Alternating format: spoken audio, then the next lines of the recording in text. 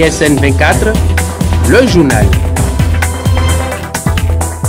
Mesdames et messieurs, bonsoir et merci d'écouter ISN 24 Radio. À la une du journal ce soir, la Société béninoise d'énergie électrique SBEE a organisé un atelier d'échange avec les consommateurs potentiels, une rencontre au cours de laquelle les deux camps ont échangé sur l'augmentation des tarifs de consommation électrique à partir de la fin du mois de janvier. Les détails dans ce journal. Et puis descente du ministre des Infrastructures et des Transports Hervé Héroumem sur l'axe Akasato-Boincon pour expliquer les travaux supplémentaires qui vont bientôt démarrer dans les jours à venir. Vous entendrez ces explications au micro de Martine Djimade. Et enfin, Covid-19 au Bénin, le ministre de la Santé Benjamin Hompatin a fait une conférence de presse pour présenter l'étape de la propagation de Covid-19 au Bénin et les directives à respecter pour sa réduction. Voilà pour les titres, le développement dans un instant. À nouveau, bonsoir. À la veille de la campagne présidentielle qui s'ouvre au Bénin, l'ancien premier ministre béninois Lionel Zinsou salue le caractère historique de la double émission d'Eurobond réalisée par le Bénin début janvier. Au risque de fâcher l'opposition, pour l'économiste, cette levée de fonds sur les marchés internationaux, tout comme celle réalisée dans la foulée par la Banque ouest-africaine de développement, manque un changement radical dans le rapport des investisseurs au continent. Et puis, s'est tenu ce mardi dans les locaux de la SBEE un atelier de travail réunissant l'association des consommateurs et les responsables de la SBEE. Une séance pour annoncer la nouvelle grille tarifaire des consommations de l'énergie électrique au Bénin. Reportage Pierina Fakoundé. Dans l'objectif de mettre en application le décret de révision tarifaire dans le secteur de l'énergie électrique au Bénin, une séance de travail a réuni l'association des consommateurs et les responsables de la SBEE, la Société béninoise d'énergie électrique. Au niveau de la tranche sociale, avant 2020, c'était 78 francs. En 2020, c'est toujours 78 francs. Et en 2021, ce sera 86 francs. Au niveau de la tranche 1 des clients domestiques basse tension, avant c'était 109. Au niveau de 2020, c'est 114 francs. Au niveau de 2021, ça passe à 125 francs. Au niveau de la tranche 2, c'est-à-dire les clients qui consomment plus de 250 kWh, avant c'était 115 francs. 2020, c'était 134 francs. Et 2021, c'est 148 francs. Selon les responsables de la Société béninoise d'énergie électrique, les tarifs de l'énergie électrique connaîtront un changement dans le but d'assurer l'autonomie financière du secteur de l'énergie et l'amélioration de la qualité des travaux. Nous faisons tout ce qui nous est possible pour améliorer l'ensemble du réseau, pour augmenter la fiabilité du réseau. Et le gouvernement nous accompagne et je pense qu'avec ce qui est actuellement sur la table, il y aura une énorme amélioration d'ici 2025 au niveau de l'ensemble des consommateurs. Cette rencontre a permis aux deux parties d'être sur la même longueur d'onde, même si l'augmentation des tarifs de consommation leur paraît inconfortable. Et ce n'est pas la SBE qui fixe les prix de l'électricité. C'est une démarche, l'arrêt intervient. Vous avez bien vu, c'est le gouvernement qui prend le décret et nous, on suit. Les partenaires de la Société béninoise d'énergie électrique du Bénin n'ont pas manqué d'évoquer quelques irrégularités observées, surtout la longue file d'attente des citoyens au niveau des guichets pour le paiement de leurs factures. Par rapport aux files d'attente, nous avons commencé à faire un effort pour le fait que nous avons, avec nos partenaires, travaillé aujourd'hui à ce qu'il y ait une dématérialisation par rapport au paiement pour les compteurs prépayés. Dans la restructuration de l'entreprise, oui, il est prévu de modifier un peu la façon de faire, donc du côté technique et du côté commercial, pour augmenter le nombre de représentations commerciales et pour changer, la façon de faire la maintenance de façon différente. À la fin de cette séance d'échange, les responsables de la Société béninoise d'énergie électrique ont affirmé que désormais, aucun frais d'entretien ne serait plus payé. Par ailleurs, ils ont annoncé d'autres mesures d'accompagnement pour les consommateurs. Le gouvernement béninois annonce l'augmentation malheureuse des cas de contamination dus à la pandémie de la COVID-19. Au total, 3595 cas confirmés au PCR et 48 décès notifs.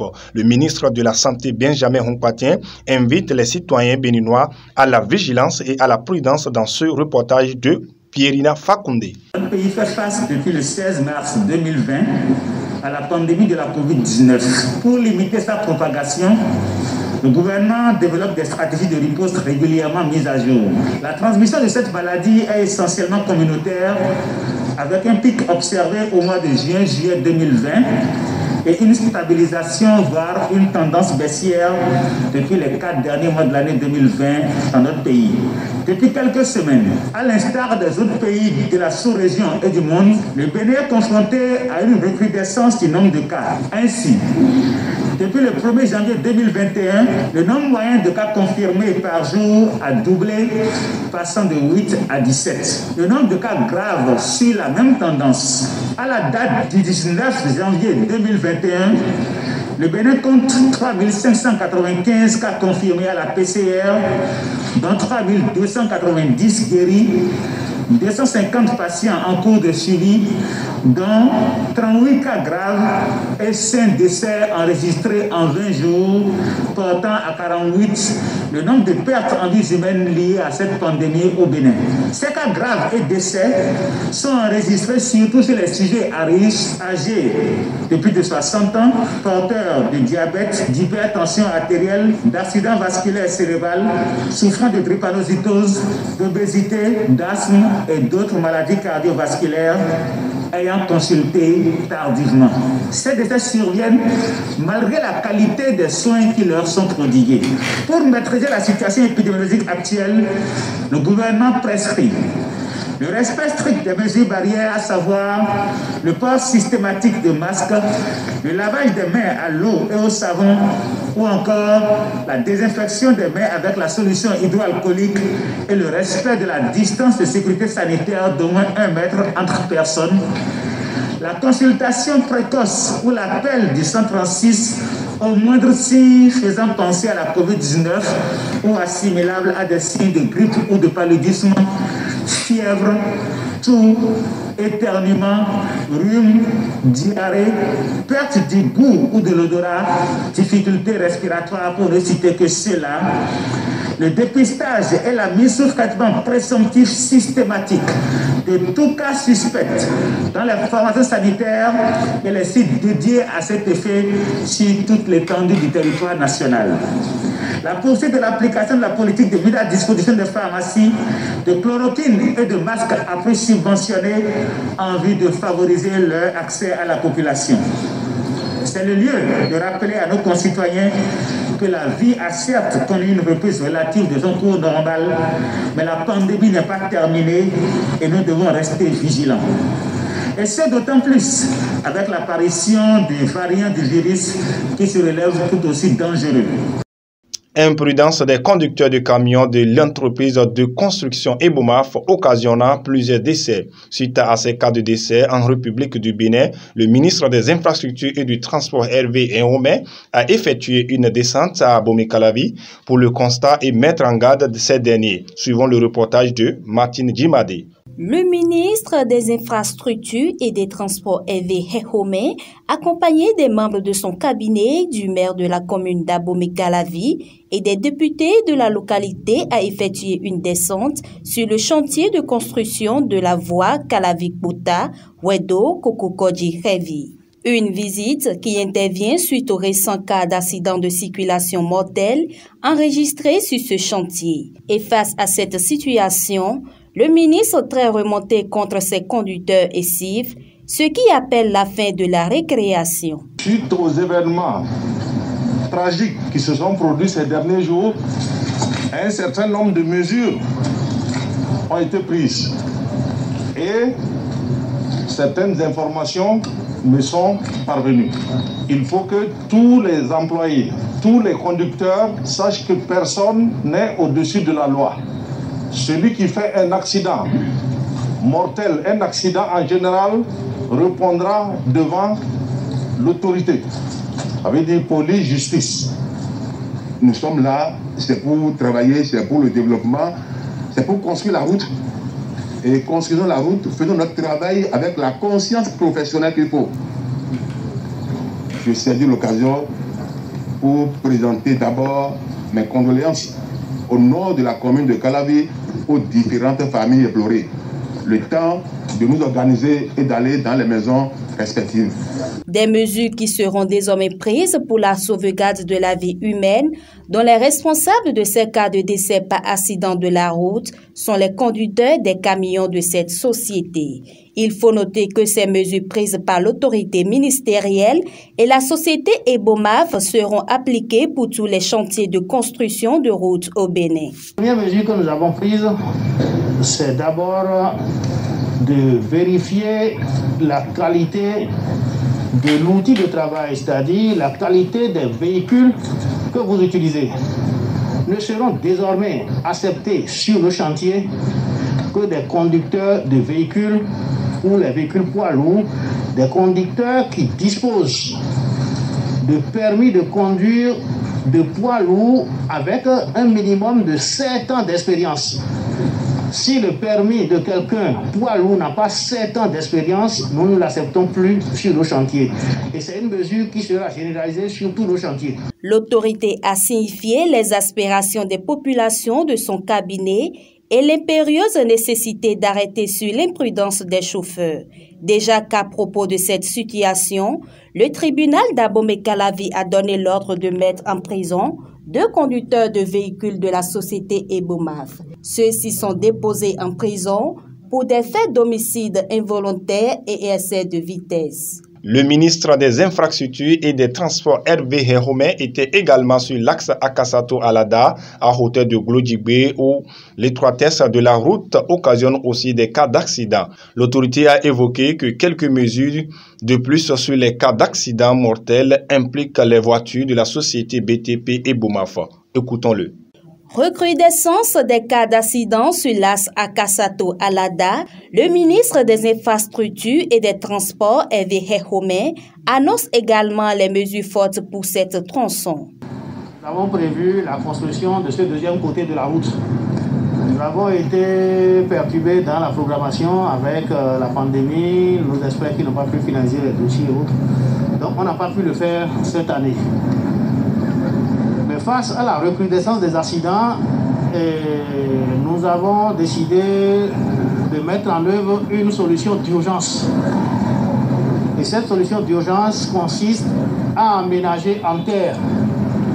Nous allons aménager en terre ce deuxième côté de la route et nous allons dévier le trafic des 2 roues du sens nord vers le sud. Nous allons dévier ce trafic sur ce second côté qui sera aménagé en terre.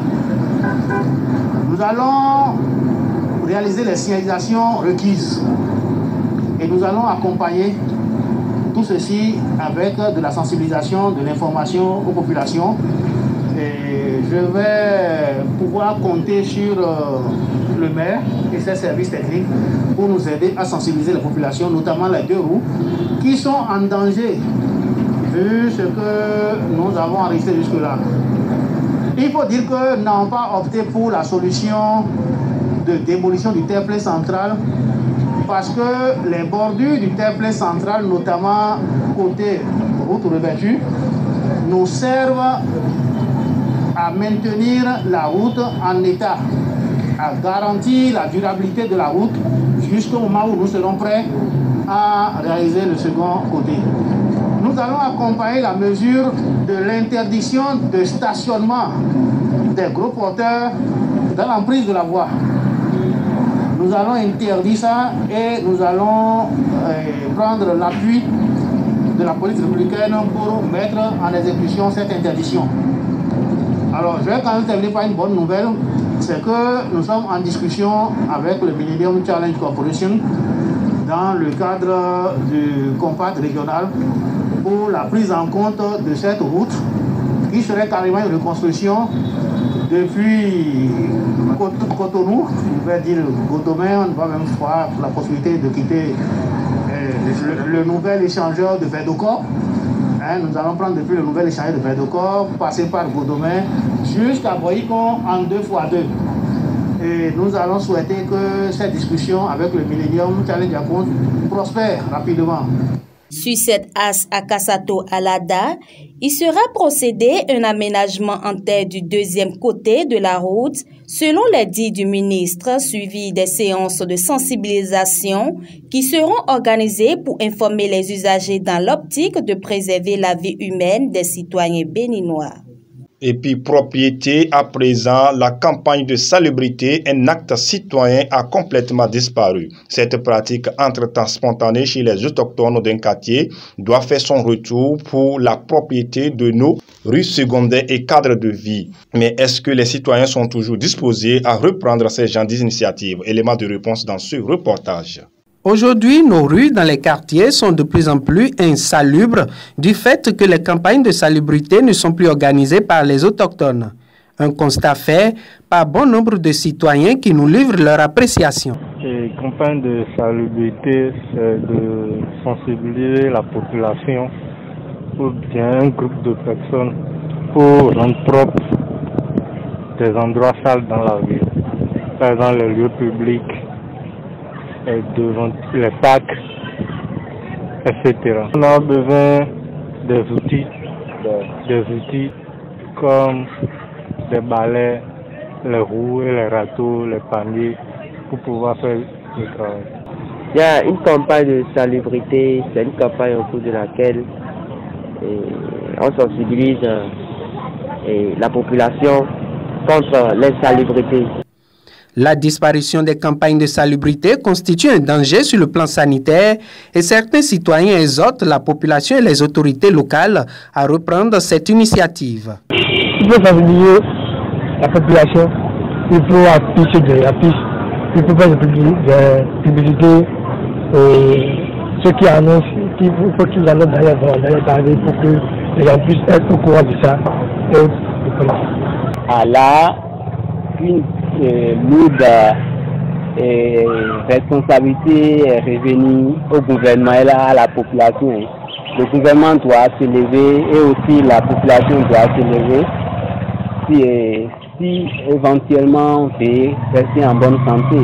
Parce que ça fait beaucoup de dégâts dans la santé. Bon, pour que la campagne de reprendre, il faut sensibiliser la population, promouvoir cette campagne, la facilité pour la population de savoir comment gérer les déchets et tout. Étant donné que la salubrité améliore notre cadre de vie et nous prévient de certaines maladies, il est important que les efforts soient fournis pour encourager le retour des campagnes de salubrité pour le bien-être de la population. Société à présent, de nos jours, de moins en moins de jeunes filles s'intéressent à la cuisine ou savent cuisiner. Un problème qui divise les foyers et donne une mauvaise image à la femme africaine. Écoutez les propos de quelques parents à ce sujet. C'est à travers cet élément de ISN 24 Radio-Télévision. Les filles d'aujourd'hui ne veulent rien faire. Ils veulent seulement attendre tout de l'homme. La vie d'avant et la vie de maintenant, c'est pas pareil. Et ils se disent que l'évolution, ils veulent copier les blancs. Les blancs cuisinent. Il y a beaucoup qui cuisinent. C'est pas ça. Parce que quand ils seront au foyer, ils sont appelés à aller au foyer un jour. Ils ne vont pas préparer. Tout ça là, ça dérange le foyer. Quand l'homme ne trouve rien à manger, que c'est pas sa femme qui prépare, il peut partir ailleurs. Là où il va, on le sait bien, dans toute chose, il va aller là-bas. Mon mari ne me regarde pas, il ne fait rien. Or, c'est de ta faute. Si tu prépares bien et ta cuisine est bonne, ta nourriture est délicieuse. Tu vois, ça ne veut pas, ton homme ne peut pas bouger. Par exemple, j'ai une dame à côté de moi, elle ne sait pas préparer. Et c'est une grande dame qui est bien à l'aise et tout ça. Elle vient d'une famille noble. Mais quand elle est mariée, il faut qu'elle prépare la nourriture. Elle ne peut pas préparer la nourriture. Elle va acheter la nourriture, la sauce, est venue donner à son mari. Mais dans la marmite vient donner à son mari. Le mari va croire que c'est elle-même qui a préparé. Pour ça, le premier mari l'a laissé, un douanier l'a laissé. Maintenant, elle est venue encore à cette ville-là, épouser encore un autre homme. C'est toujours la même chose. Et parfois, c'est moi qui l'a dit, mais tata, qu'est-ce que tu fais comme ça? C'est pas bien. Il faut préparer. Elle dit, maman, préparer là, je n'ai pas le temps. Mais finalement, j'ai découvert qu'elle ne sait pas préparer. Parce que je l'ai dit de me préparer le crin-crin. Elle n'a pas pu préparer ça. Donc, depuis ce jour-là, moi, je prépare maintenant. Je la mets assise, je la fais asseoir, elle fait tout le marché. Je prépare devant elle et elle va donner à son mari. Vraiment, c'est pas vraiment ça. Ce qu'on veut de nos filles d'aujourd'hui, c'est pas ça. Il faut chérir vos maris et les préparer bien. Et surtout les mamans. Il y a quelques mamans, ils ne savent pas préparer même pour pouvoir se montrer, pour pouvoir montrer à leur fille. Et c'est le cuisinier qui doit tout faire pour mettre ça sur la table pour papa, pour eux-mêmes, et ils vont manger. Ça, quand la fille aussi va comprendre à préparer. Donc, c'est la faute des mamans d'abord. Quand nos jeunes filles d'aujourd'hui ne savent pas préparer, c'est la faute à leur maman. Moi, j'accuse toujours les mamans. Parce que autant de nos grands-mères, même à 5 ans déjà, tu as la cuisine avec ta mère. Donne-moi ceci, prends-moi ceci. C'est ça qui fait que la fille à bas âge, elle savent préparer. Les filles savent préparer à bas âge. Mais à Cotonou ici, c'est les télévisions, nos villages, les shawarma, les cuisiniers qui vont préparer. Et puis la maman même conseille sa fille de porter des slips pour sortir. Oui, il y a certaines mamans qui font ça. Et elles aiment trop quoi? Le repas tout fait. Mais la personne a préparé sa chambre, tout est ok, tu es venu, on va te balancer seulement. Si tu te dis de ne pas allumer la télé, voilà que tu es arrivé, tu ne sais même pas préparer. Bon, on te chasse et on va ailleurs seulement. Vraiment, il faut que tout ça là, les mamans essayent de corriger un peu ces trucs là pour qu'il y ait d'amélioration, quoi. Sinon, ça ne va pas. Vraiment, le monde va à l'envers. Ce qui est encore pire, il y a des mamans qui amènent des casseroles là au marché Saint-Michel et on les prépare là, ils amènent ça à la maison à l'absence de papa. Quand papa arrive seulement, lui trouve, il va manger. Or, ça là n'est pas préparé à la maison. C'est des trucs vraiment qui nous arrièrent. Ça nous arrive, c'est pourquoi nos jeunes filles d'aujourd'hui, mais vraiment, moi j'accuse toujours les mamans, hein. Les mamans là, je les accuse toujours. À présent, la page africaine avec Smaren Aïe. Le gouvernement togolais met le turbo pour développer le secteur agricole. Il est nécessaire de moderniser les outils de production et de mettre le cap sur la transformation. La feuille de route gouvernementale ambitionne de faire de l'agriculture un secteur productif et un moteur de développement. La stratégie vise à améliorer la productivité et les rendements, assurer la sécurité alimentaire, renforcer les industries de transformation agroalimentaire et encourager l'agriculture à haute valeur ajoutée. Enfin, améliorer l'accès au financement et au marché. Cette politique passe par la promotion de l'équité et de l'égalité du genre, l'autonomisation des femmes rurales et leur participation aux prises de décision, a indiqué le ministre de l'Agriculture, Antoine Lekpa-Gbegbeni. Et puis, depuis plus d'un mois, les groupes armés centrafricains empêchent les camions de marchandises de circuler sur l'axe Douala-Bangui, vital pour l'approvisionnement du pays. Résultat, 1600 camions sont coincés à la frontière, dont 500 appartiennent aux Nations Unies et à ses partenaires humanitaires. À l'intérieur, il y a notamment de la nourriture et des médicaments. L'ONU alerte sur ce drame social que pourrait subir la population si le blocage perdure. Autre source d'inquiétude, une possible perturbation du réseau d'eau potable. Parmi les produits coincés au Cameroun se trouvent en effet des stocks de chlorine destinés à la Sodeka, la société de distribution de l'eau en Centrafrique. Et puis la page Inter à présent. Le patron du constructeur américain de voitures automobiles Tesla, Elon Musk, a suggéré un nouveau projet pour la ville de Miami. En effet, dans un tweet ce lundi 18 janvier dernier, où Francis Suarez, le maire de la ville, l'avait exhorté à discuter des solutions potentielles pour l'avenir. L'homme le plus riche du monde a proposé de construire un tunnel en dessous de Miami pour résoudre le problème d'embouteillage. Notons que le projet proposé par Elon Musk a cependant suscité le scepticisme chez certains puisqu'il revient à creuser dans le sol facilement inondable. Et enfin, le traité sur l'interdiction des armes nucléaires entre en vigueur ce vendredi 22 janvier 2021 au sein de l'ONU. C'est l'aboutissement d'une longue mobilisation internationale. Le message est fort, mais l'application limitée car aucun des pays possédant l'arme nucléaire n'a signé ce traité. Chaque État ayant adopté le traité s'engage à ne jamais produire, tester, acquérir ou stocker d'armes nucléaires afin de bannir la bombe atomique au même titre que les armes chimiques ou bactériologiques. Ainsi prend fin ce journal que je vous remercie d'avoir suivi. C'était Wahabou Yakoubou Inoussa à la présentation et à la réalisation. Romiade Sossaminou, portez-vous bien et à la prochaine.